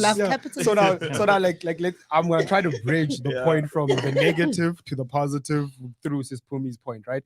So Sis Phumi did point out that both the private and government are failing at regulation and improving these communities. So both private companies and government is failing these communities. They are both failing. They are both failing. And so are the unions. And so are the unions, which are supposed to be looking after the workers. Correct. So government is failing its people. The private companies are failing its employees, and the unions are failing its members. And then you get people like the current president of the country, who was a former mine owner. Shop steward. No, but hang on. He was also formerly a mine owner. Yeah. And in Marikana, he's still got some questions to answer. We know that there are huge problems with the complicity, the lying in bed together of private corporations, of mining And government. unions, and of government. They basically are sitting there making sure they can skim as much cream off the top as possible. And That's who the new suffers? tripartite alliance. The workers and the ordinary people of South Africa who don't see any of that value. So now what I'm saying, Blessing, is how do we improve that in terms of regulation? Because I went to Wits, right? There's a big building, big, beautiful building called the Chamber of Mines, where these mining engineers come from, and you see droves of them. Like It so, was the beginning of Wits, Baba, out there in Kimberley, was really to provide So- the sector with workers, with workers. with engineers. So where is the transformation? Where are those graduates going in order to fix the system that we have discovered throughout this entire chat? That is I'm one broken? of the graduates in the mining sector. So I'm a mining engineer. So I know the industry. All right. We are producing talent. The universities are every year they are producing students. But if I can tell you that most of those graduates now, they are unemployed. So how do we fix it? Because these are the people. Why? These are the people Hold that. on. Sorry. Why are they unemployed? They are unemployed because some of them, if I can tell you, they don't even have practicals. They still looking. There are those who have graduated even 5 years back, and they are still scavenging for practicals. The mines can only, employ a certain number of individuals. And now you also look at the fourth industrial revolution is here, mechanization in the mining sector. Mines are mechanizing in terms of, machines are now, doing the work instead of individuals. And so that's basically a challenge. Now the question would be, how do we modernize and move from old operation in terms of how we operating before to a mechanized system? So itself now the government has to come up with a plan together with the stakeholders, which is the private sector, the mining bosses, to say how do we solve this issue and to make sure that we absorb this and retrain, maybe very, very important. Retrain these graduates who are coming out of the university, and now also speaks to the content itself that we are getting from the university. So back to my earlier it's statement still- that South Africa it's has still- not evolved. Has not We evolved. have not Why kept are we- up. Yeah, so We're still if you producing look miners. at, the content that which is still absorbing from the university is the conventional, which is the one of operations, not a mechanized one. So the fourth industrial revolution is here, and we also need to change. Okay, but you all say it's not working, but it's working for the people who are involved. When the take. No, sure. So I don't think, and I mean, it must put you in a difficult position sometimes because of the job that you have, trying to bring these interests together. But it seems to me like we're the only ones, the ordinary people of South Africa, the only ones who are sitting there going, this isn't working. It's working working for the mining bosses. It's working for the unions. It's working for the government. It's working for the Zamazamas. And working for the Zamazamas. So why the hell would any of them want to change the system? Right? Why would we want to change? You're the basically system? fighting a losing battle, which is why I appreciate you coming in here. Of You, by course. the way, have been very controversial on social media. You make a lot of noise there. Someone asked in the comments just now, is this the Blessings who makes a lot of noise on social media?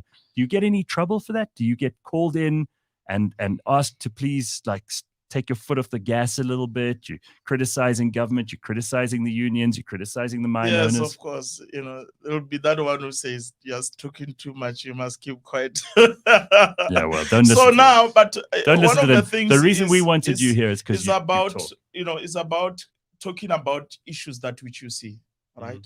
In terms of the government of the ANC has not been perfect. There's a lot of Find no argument here. issues there, right? Mm. I think there is people that which are self-centered, who do not care about the people, but they are there. We've got people who are in big positions and influential positions, but they don't care about ordinary individuals. They just want to be there. One of them who talks Yeah. like this. I was talking to someone saying, these politicians, you see them fighting up there, but when they are together, they are not fighting, They are together they, on in the fact, crook they are place. they are friends, right? Yeah. It's just That's a why show they call themselves that they comrades. put up for us to fight amongst ourselves. So what I'm trying to say is that, you know, the corruption has damaged the reputation of this country, you know, and even investors, you know, they're very skeptical when coming to, you know, bringing money into the country and investing. You know, if you look at the investment in terms of, you know, foreign direct investment into the country, it's not the same as before, especially in the mining sector, because of the mismanagement of funds. You're talking about that, you know, the stealing of money is not only the private sector through tax illicit outflows, but also in the public sector in terms of how the government is running this country. You know, budget every year in and out, you know, it's been read to say this is how much we are going to contribute, for an example, to this, you know, project, to this project in this place, but all that money do not precipitate and reach the people, you know, because of you know, Everyone must get its cut of corruption. So as you are saying that, you know, we can be vocal on social media in terms of, you know, pointing out this mismanagement of funds by the country, you know, leaders.